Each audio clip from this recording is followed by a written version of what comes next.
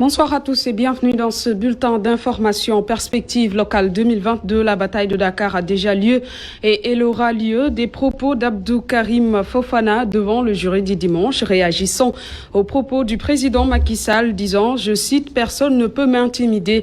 Le ministre Abdou Karim Fofana qualifie les opposants d'ennemis de la République. La synthèse du JDD, Abdourahmane Ly. La bataille de Dakar a déjà démarré, souligne Abdou Karim Fofana.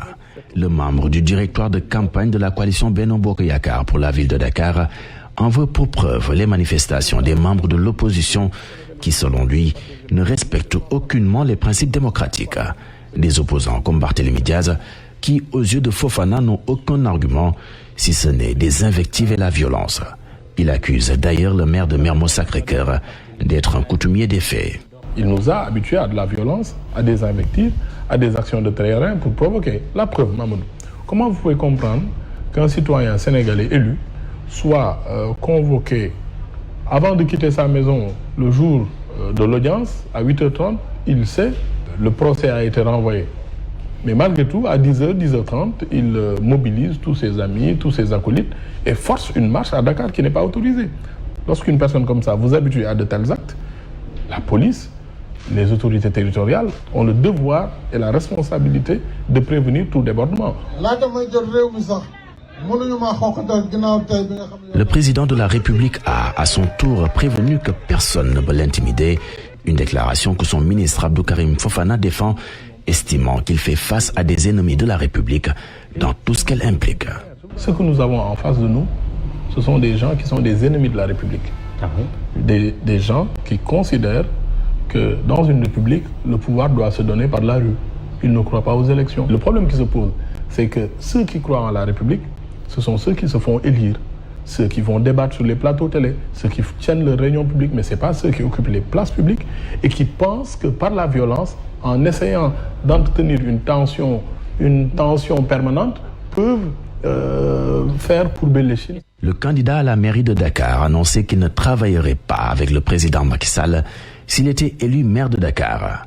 Déplorable selon le candidat de Benno Bokk Yakaar au point E, Abdou Karim Fofana juge par ailleurs incohérent la thèse selon laquelle le pouvoir central empêche le maire de Dakar de travailler s'il est issu de l'opposition. Moi, j'ai collaboré avec Mme Soham El Wardini, que je salue au passage. Et on a pu réaliser beaucoup de choses ensemble avec ses équipes sur le terrain. Et le groupe consultatif de Paris évalue le plan Sénégal émergent 8 ans après son adoption. Le ministre en charge du PSE magnifie les résultats obtenus et qui, d'après lui, ont permis à l'économie du Sénégal de résister au contre-coup de la pandémie de Covid-19. Les explications d'Abdou Karim Fofana au micro de Mahmoud Ibra Kane. On planifie sur 20 ans et on priorise les sujets sur lesquels on met nos moyens pour avoir un résultat X. Le résultat, c'est la transformation structurelle de notre économie, combinée au développement du capital humain, puis la paix et la sécurité. De cette manière de faire, de cette stratégie, de cette approche, qu'est-ce qui en découle? C'est que 7 ans après, notre croissance est multipliée par 3.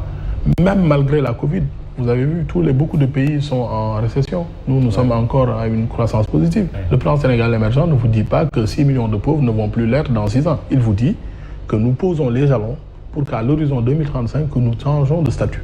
Et ce qui vous montre qu'on y arrive petit à petit, c'est que le Sénégal a subi sa deuxième évaluation pour sortir des pays les moins avancés pour passer à un pays à revenu intermédiaire. Certains acteurs politiques, votre plan est un échec. Ça dépend s'ils ont une analyse objective ou s'ils ont une analyse politicienne. J'ai vu la dernière fois notre grand frère Mamadou Lamine Diallo, qui habite aussi dans la commune, en parler. Mais souvent, je pense que c'est une analyse aigre des choses. Le Sénégal est un modèle à suivre en matière de démocratie, selon Anthony Blinken. En visite au Sénégal, le secrétaire d'État des États-Unis s'est exprimé sur le recul de la démocratie sur le continent. Il est d'avis que beaucoup de pays africains pourraient prendre exemple sur le Sénégal, qui est une démocratie forte. Écoutons-le au micro d'Alassane Samba Diop et de Mamadou Ibra Kane.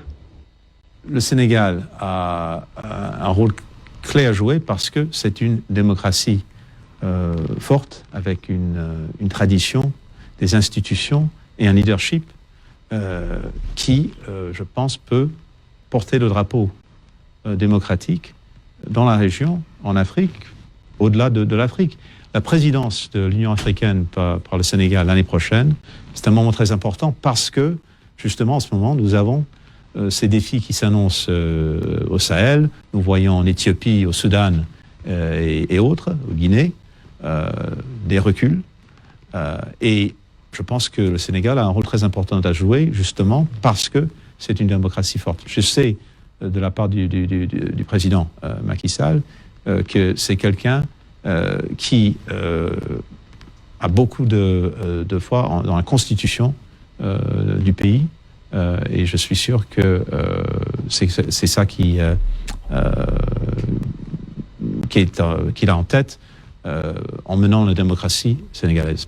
Et vous pouvez suivre sur ITV à 20h30 l'intégralité de l'entretien exclusif d'Anthony Blinken, secrétaire exécutif d'État américain, avec Alassane Samba Diop et Mahmoud Ibra Kane. Bilan de la visite d'animation socio-économique de 3 jours de la ministre de la Femme, de la Famille, du Genre et de la Protection de l'Enfant dans la région de Kaffrine. Plus de 300 millions ont été dégagés pour financer les femmes de cette région. Les précisions de la ministre Ndeye Saly Diop Dieng au micro d'Adamassar.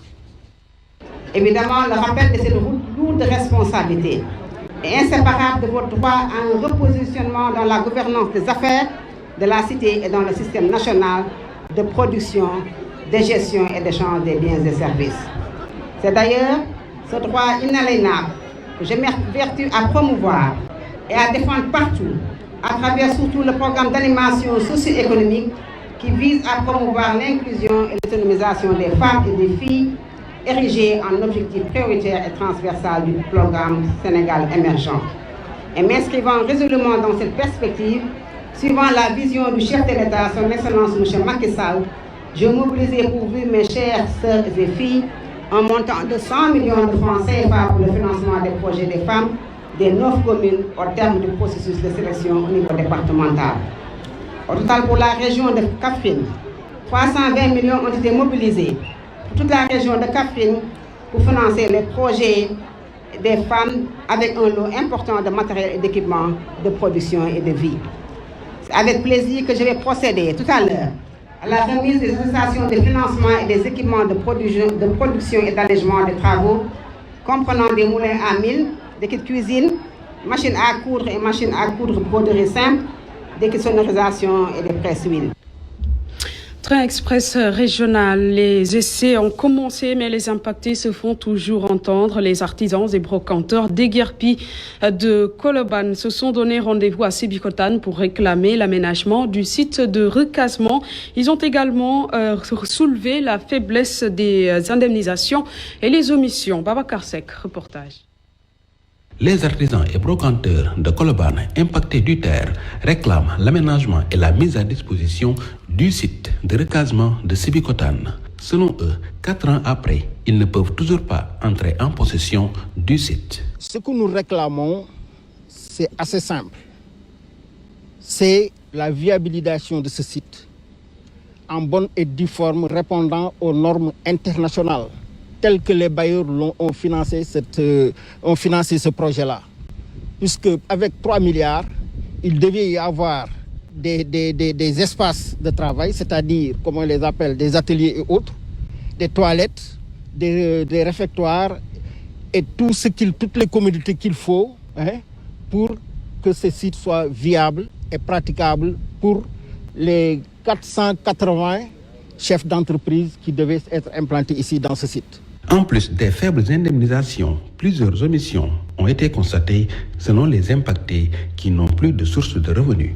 L'indemnisation fait défaut pour certains. Jusqu'à présent, beaucoup d'entre eux n'ont pas été indemnisés à ce jour. 4 années après leur déguerpissement, d'autres ont souffert de leur indemnisation puisque c'est totalement insuffisant. C'est totalement insuffisant et d'autres aussi sont omis dans les recensements. Donc, aujourd'hui, on se dit qu'il y a 450 entreprises qui ont fermé boutique depuis 2017. Selon les artisans et brocanteurs de Colobane impactés du terre, ils sont livrés à eux-mêmes et pour preuve, Ceux de Thiaroye n'ont toujours pas rejoint leur site de recasement à Sendou. Un tour à la plage de Cassation puis celle de Soumbédioune a permis de constater la rareté du poisson et la hausse des prix à Dakar. Les pêcheurs et vendeurs rencontrés par notre reporter mettent cela dans le compte du temps et espèrent que tout rentre dans l'ordre d'ici peu. Marem Diaye, reportage. Le poisson se fait rare ces derniers temps à Dakar. Ici à Soumbédioune, débarcadère et aussi un marché aux poissons. Quelques pirogues débarquent les quelques caisses de poissons qui vont rapidement être mises en vente par les vendeurs et vendeuses de poissons installés à même le sol. C'est vrai que le poisson se fait rare et est très cher. La caisse que j'achète à 25 000, je l'ai à 40 000 en ce moment. J'ai même honte devant les clients. Parfois, il faut que le prix du carburant soit diminué.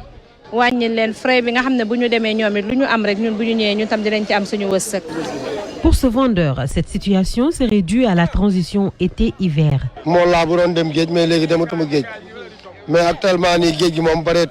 En ce moment, il n'y a pas beaucoup de poissons. Les prix ne sont pas fixes. Le kilo de dorade est entre 3 500 et 4 000 francs CFA. Le tchèvre entre 5 000 et 6 000 francs CFA. Tout ça, c'est à cause du changement climatique. Nous sommes en train de quitter l'été pour l'hiver. Il faut que nous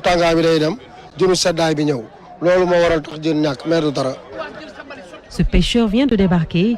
Il se repose dans sa pirogue avec ses amis en attendant la vente de sa prise du jour.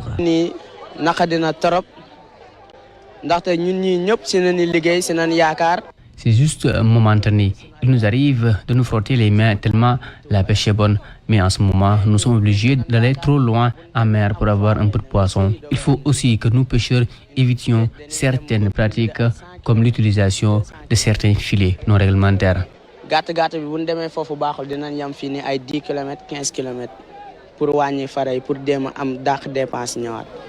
La rareté du poisson se fait sentir jusque dans les porte-monnaies des clients. Ceux que nous avons rencontrés à Soumbédioune n'ont pas souhaité parler face caméra. Néanmoins, ils demandent aux pêcheurs de bannir tout acte qui serait néfaste pour nos mers et aux autorités du secteur de veiller au respect des repos biologiques et à la surveillance des bateaux étrangers.